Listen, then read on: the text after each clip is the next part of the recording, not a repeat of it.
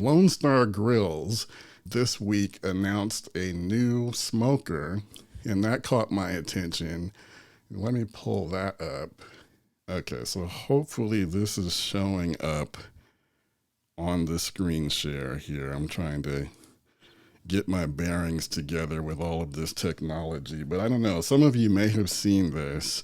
They are coming out with a new offset smoker, and they're calling it their Texas edition. And I don't know if what we're seeing here on the website does it justice, but in the social media post that I saw, it really looks pretty cool. They're going to have two different models.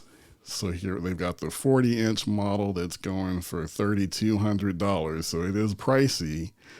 And they have a 48-inch model that will be going for about $3,600.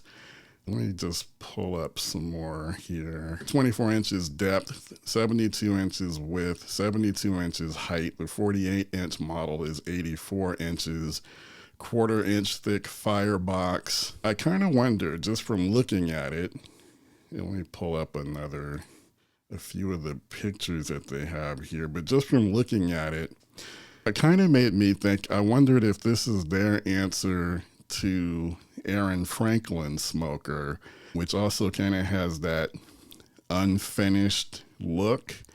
And then even when I looked at this picture, if you look at the firebox, the intake there has got the vertical slits in it, which I think is kind of similar to the Aaron Franklin model.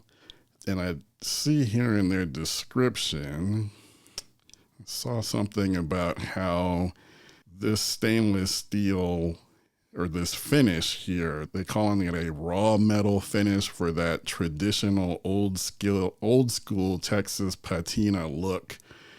And I saw somewhere where it said that it also it's good for seasoning with basically any type of food oil. I'm not seeing it now. When I first took a look at this, it did mention that. So I don't know, guys. If I had the money, I would probably spring for it, just because I do love LSG products. I think they do a great job with their stick burners, and this one has more of that traditional barrel look. And just some things about it. Like I said, it does make me wonder if it's an answer to the Aaron Franklin. Like I see where they've located the temperature gauge. It's off to the left there. Looks like it's probably lined up with one of the cooking racks.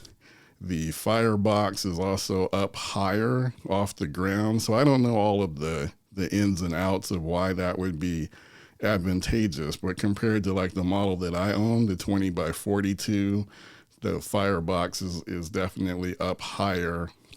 So pretty interesting to me, but just thought I would share that.